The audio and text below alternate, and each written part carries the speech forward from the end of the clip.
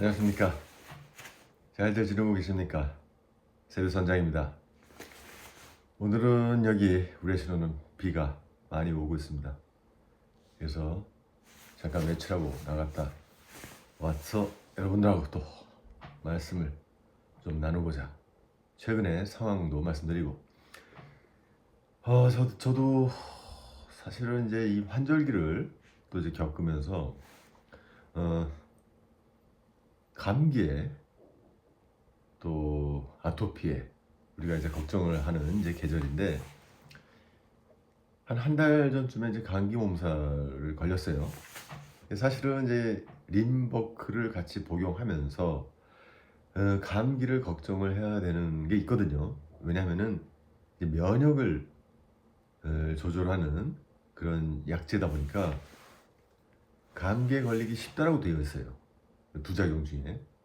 그래서 사실은 이 림버크라는 약을 조금 자세히 들여다보면은 제가 좀 읽어볼게요. 이게 이제 JAK1이라는 효소를 억제해서 염증 반응을 줄이는 이제 그런 역할을 하는데 이제 이 JAK 경로라는 게 이제 신체 면역 반응을 조절하는데 중요한 역할을 하고 특히 아토피스 피부염 환자에게는 JAK 경로가 과도하게 활성화돼서 염증과 가려움증을 유발하게 된다. 그래서 이제 림버크는 JAK1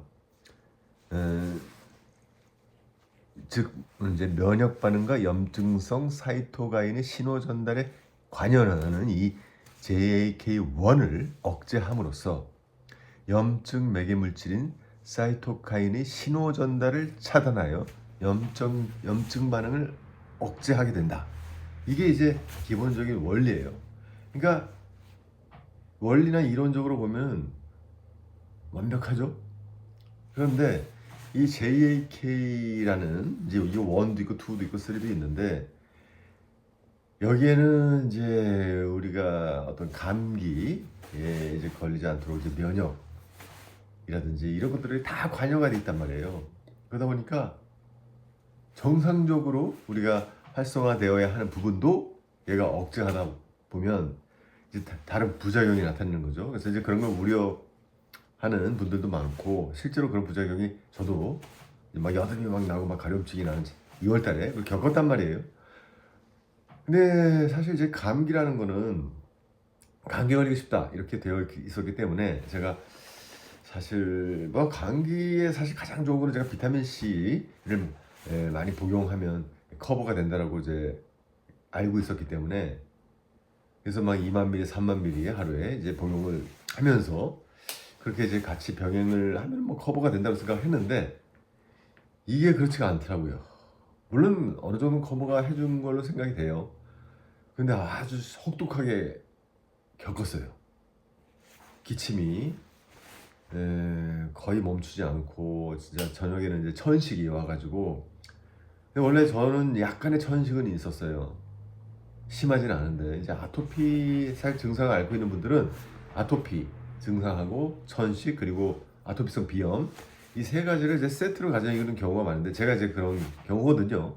그래서 그래도 저는 이제 천식이 그렇게 이제 심한 것도 아니고 가끔 가다가 이제 1년에 뭐 한두 번 정도 조금 이제 자다가 숨이 조금 숨쉬기가 이제 거북하는 거잖아요. 천식이라는 게.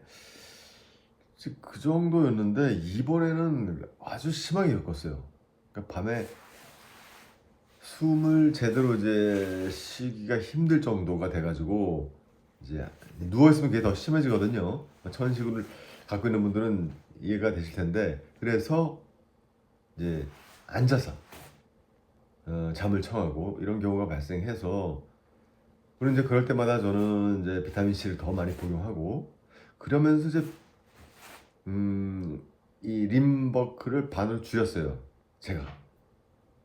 뭐 의사하고 뭐 상담하고 뭐 이래서 될 문제가 아닌 것 같더라고요. 왜냐면 상담을 했어요. 그랬더니 뭐 워낙 데이터가 없기 때문에 데이터가 없는 이유가 워낙에 고가의 약이기 때문에 보험을 적용받아도 한 달에 저도 이제 40만 원 가까이 내고 있지만은 그런 비용을 내면서 아토피를 치료하는 사람이 정말 많지가 않아요.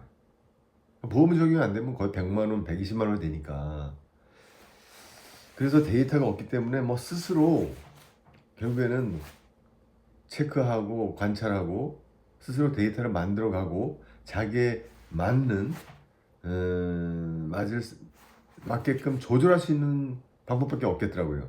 그래서 이제 제가 반으로 막 잘라가지고 이제 복용량을 줄이고 그리고 비타민 C 양을 좀 더 늘리고 이러면서 지금 이제 한 달 정도가 지났는데 하여튼 어느 정도 회복했습니다. 그래서 이제 이렇게 동영상을 또 여러분들한테 건강한 모습으로 올려드리는데 중요한 거는 이 JAK1이라는 걸 억제함으로써 제가 아토피 환자로서 느끼는 거는 대단해요. 물론 비타민 C하고 같이 상승 효과가 있다라고 보여지는데 정말 이 접히는 부분이라든지 우리가 정말 심하게 겪는 부분이 있잖아요. 이 부분은 아주 도움이 많이 돼요. 물론 이제 약간의 그 기복이 있습니다. 이제 좋아졌다가 조금 안 좋아지는 거 막 이런 게 있는데 중요한 거는 굉장히 효과가 있다. 그러면서도 사실은 이 약제가 제가 이제 알아보면 알아볼수록 굉장히 조심해야 되는 부분이 많이 있어요. 그러니까 이 약을 만든 이제 회사가 아마 미국 회사 같은데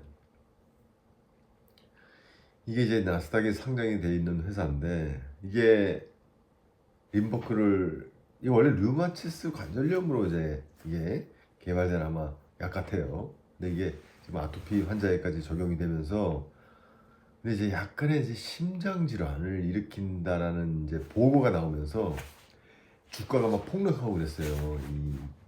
이 만든 회사가. 그래서 지금은 이제 심장 질환에 어떤 염려가 있다라는 그 문구를 넣어야 된다. 그래가지고 막 주가가 폭락하고 그랬던 모양이에요. 제가 이제 알아보니까. 근데 그게 이제 사실 뭐 100명이면 100명이 다 그런 게 아니거든요. 이게 사실은 참 알 수가 없는 거죠. 사람에 따라서 다. 또 그게 그렇게 이제 문제가 발생하는 경우가 있고 또 아닌 경우가 또 있고 그러다 보니까 결국에는 자기가 관찰하면서 약도 조절해가면서 그러니까 의사의 말을 전부 다 들으면서 하기에는 너무나 리스크가 있다. 네, 저는 그렇게 생각해요. 그래서 그 리스크를 줄이기 위해서 저는 비타민 C하고 구연산 그리고 지금 막 맨발 걷기를 같이 이제 병행을 하는 거기 때문에 그러면서 제 상황을 여러분들한테 이제 이렇게 알려드리면은 그걸 참고하셔서 여러분들만큼 맞게끔 그렇게 하시면 될 것 같아요. 참 어려워요. 진짜 아토피는 정말 어렵습니다.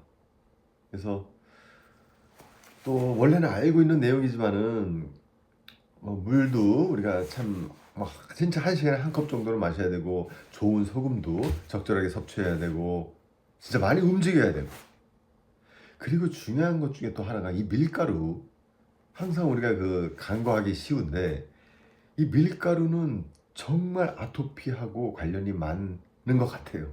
제가 느끼기에. 그러니까 밀가루가 이 동양인들한테는 이제 소화시킬 수 있는 효소가 없다는 것은 이제 많이 알려져 있는 내용이고 서양인들에 비교해서 뭐 그래서인지 진짜 밀가루는 관련이 많다고 생각합니다. 그러니까 흰쌀을 먹더라도 저는 이제 현미를 많이 먹는데 또 현미가 또 아토피하고도 그렇게 안 좋다라는 또 얘기도 있고 참 이게 어려워요. 근데 저는 현미를 주로 먹습니다.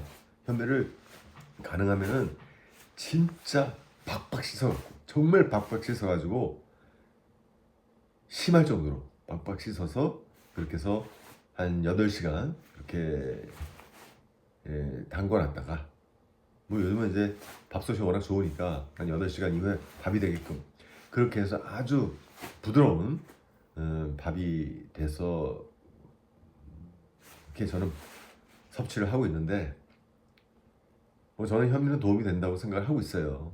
그게 이게 팍팍 씻어가지고 이제 현미를 예,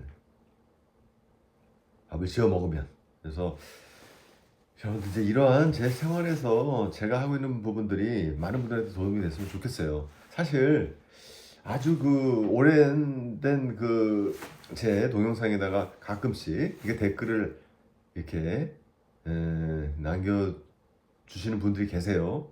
제가 이렇게 보면은 이제 아이들 같은 경우에는 정말 이제 참 힘들게 어머니들이 아이들을 진짜 보살피면서 저희 어머니가 그랬듯이 참 힘들죠.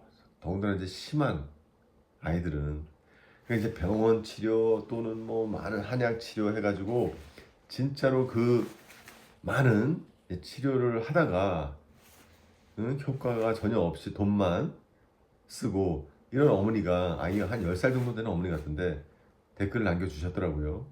그래서 어떻게 찾다가 유튜브에서 제 동영상을 보게 돼서 지금 비타민 C하고 구연산을 이제 아이를 이제 복용을 시키겠다고. 그래서 그 어머니가 혹시나 이걸 보시면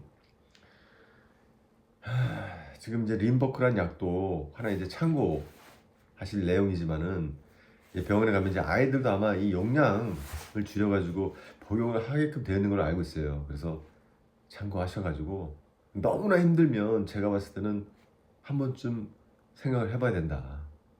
부작용이 걱정이 돼서 사실은 사용을 그냥 무조건 거부한다는 거는 제가 지혜롭지 않은 것 같아요. 부작용을 커버할 수 있는 또 다른 무언가를 병행하면서 지금 저처럼 비타민 C나 구연산 그리고 맨발 걷기 이렇게 하면서 하는 것이 하루하루가 진짜 고통스럽고 진짜 살고 싶지 않다라는 그런 분들한테는 제가 보기에는 참고해도 괜찮을 것 같다는 생각이 듭니다. 그래서 선장과 함께 여러분들 하루가 행복해야 되니까 그런 마음으로 여러분들한테 이제 말씀을 드리는 것이니까 항상 희망을 가지시고 권투하시기 바랍니다. 선장은 여러분들 항상 응원하고 있으니까 힘내시고 오늘도 행복한 하루가 되시기 바랍니다. 끝까지 시청해 주셔서 감사합니다. 고맙습니다.